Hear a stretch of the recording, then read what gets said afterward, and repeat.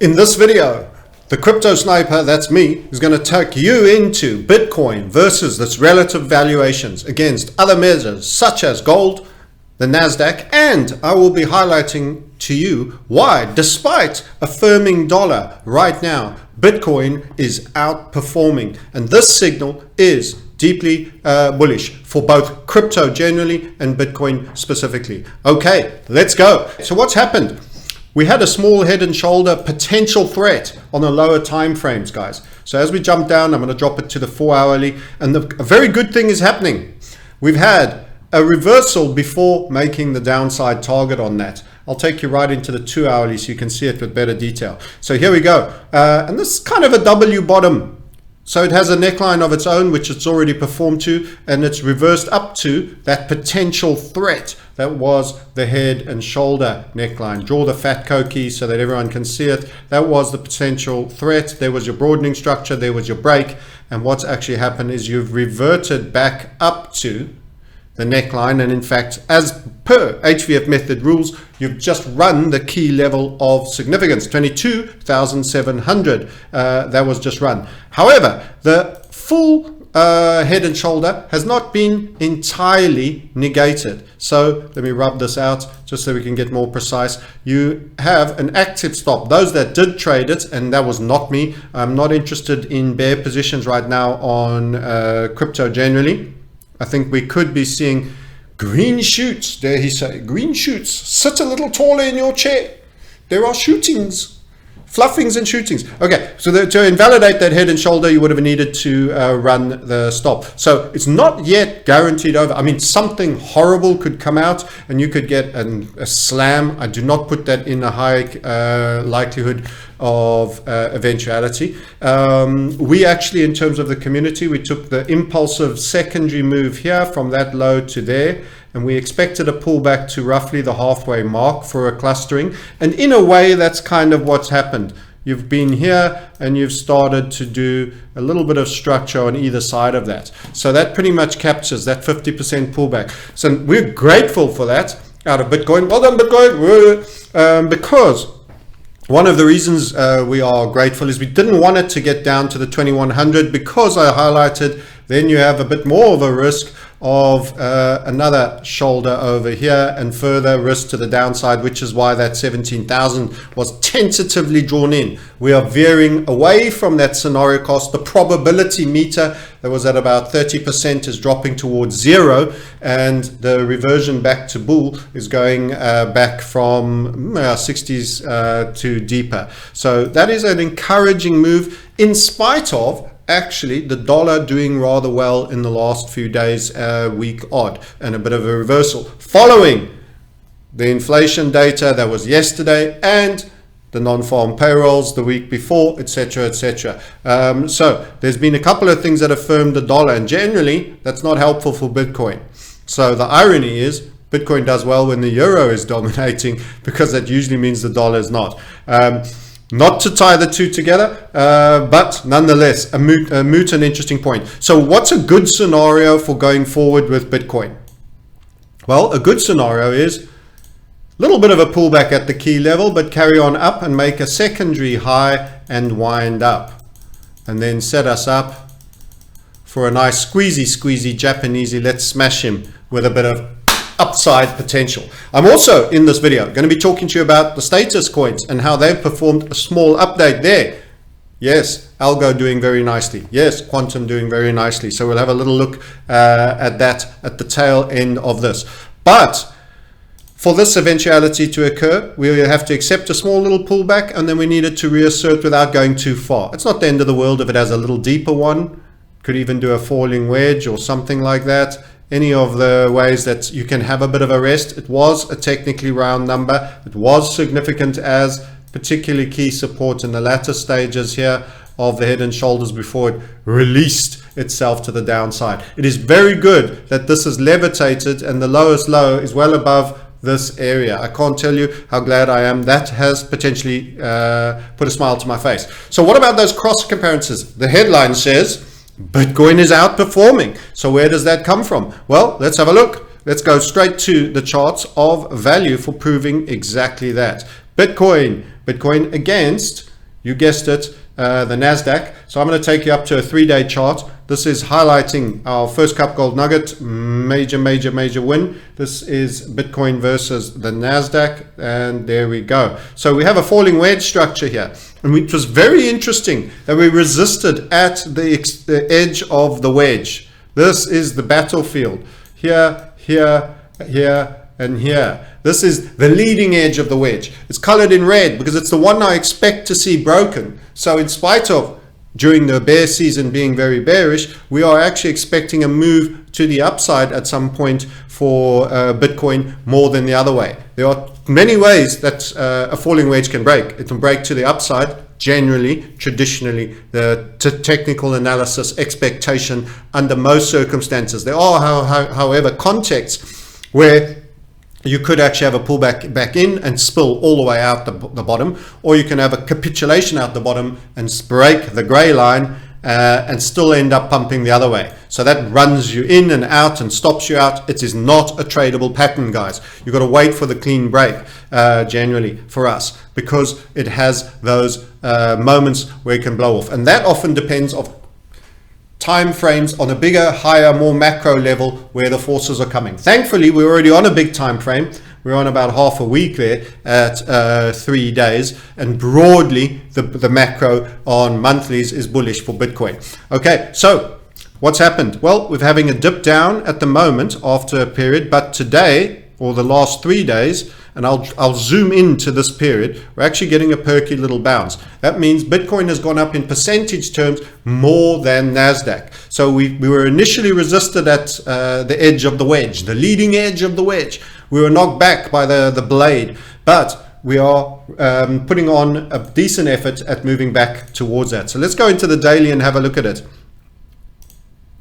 So what you want to see this candle progress continuing to go to the upside and running clearly through. So on the lower time frames, it looks like you broke. These are generally wicks. They're technical plays with the line. You need a sustained push through on the leading edge of the wedge in the red, and that will be a breakout of the wedge versus tech stocks. Many people always say, well, it's a hive mind. You're buying into smart people doing decentralized, new world order money, etc., etc. As a result, it gets compared to smart people doing software in Microsoft, Google, Schmoogle, all the other dark state entities as well.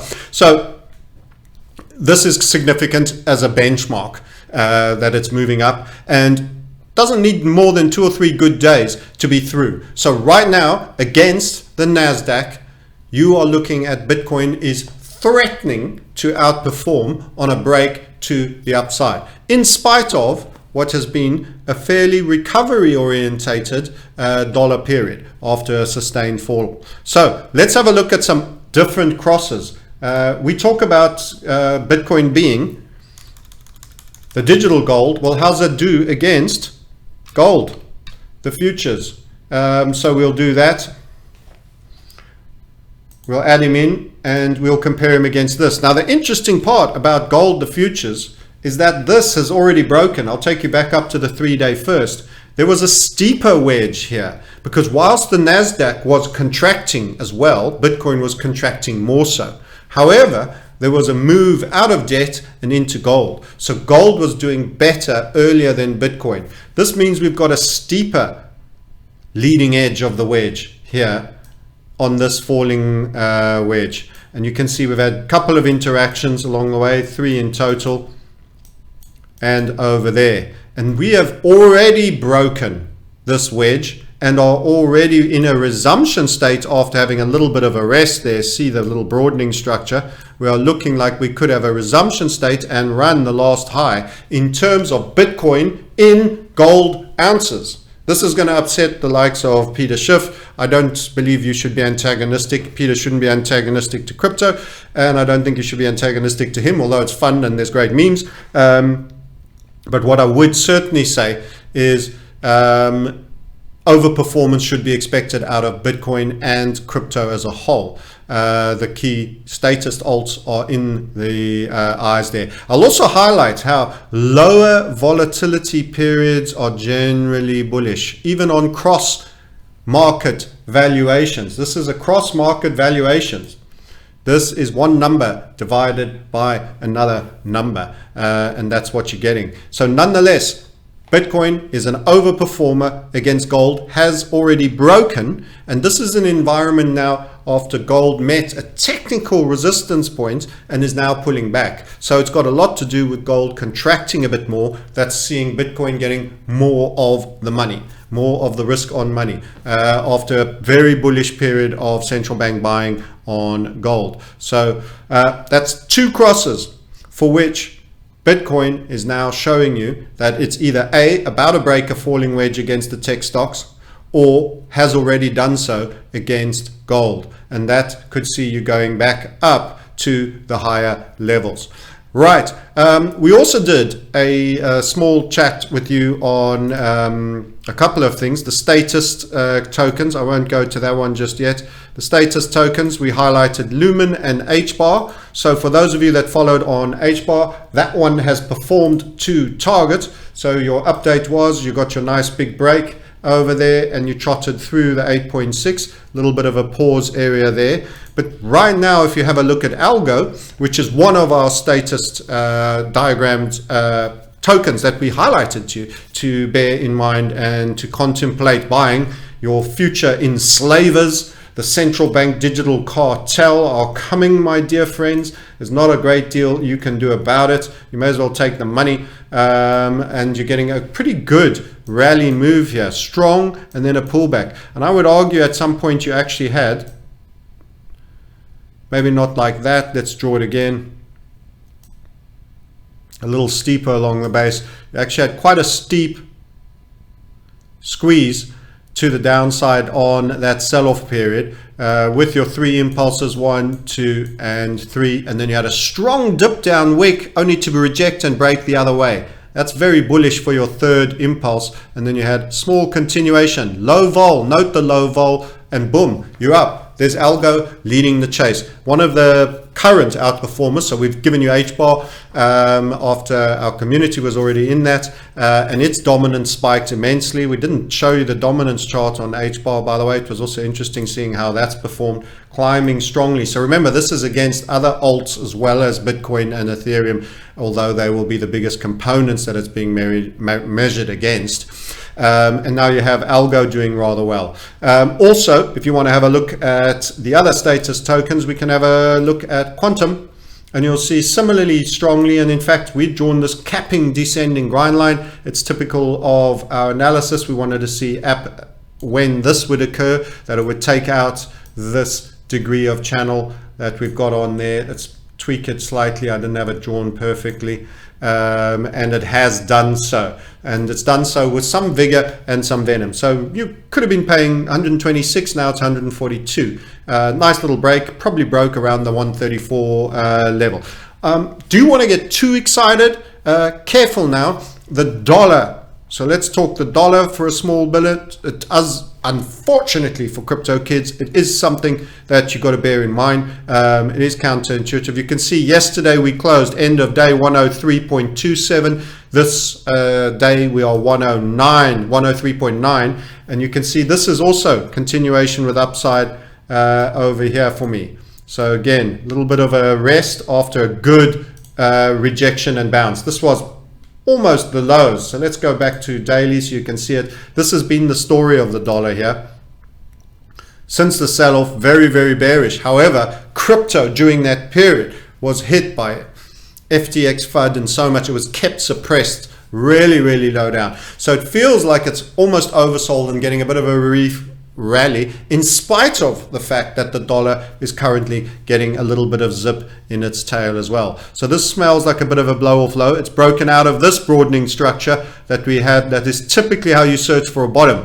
Again, broadening, and eventually you pop out. Again, the leading edge of the wedge in red, hence why we expected it to break, and as it broke there. So this has been a long period of sell-off. We're seeing the dollar overperforming now against the Korean won, Japanese yen, and this is also a large component, the euro. That said, we don't expect this to go up as fast as it went up during this period. So I think you could go up, a little bit down. It could be a more lightly bullish, but lots of rest, pause, more benign, working its way up. I don't think it's going to be necessarily a ripper. It will be news driven though. And the non-farm payroll numbers, suddenly America creates 513,000, 100,000 jobs. It's like 500,000 jobs out of nowhere. Who'd have thought it? Fake stats. Lies, damn lies, and statistics, they say. The birth-death model, very responsible for adding those in, I think, because other labor stats are not showing it anything like as good as that. But nonetheless, that's what the Fed works off, and that's what they've chosen.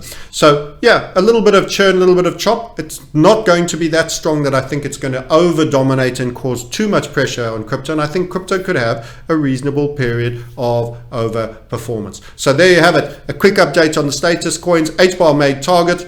Algorand is looking spicy and spiky, and of course if there's some value there that you've got, we appreciate the share and the like. Go hit it now, and most importantly, book a call so that you can get the trades that might be behind some of these that I've not referred to in our premium community. Book a call. Go to themarketsniper.com. In the notes, show notes below. Thank you very much for watching, and we'll catch you again soon. Bye for now.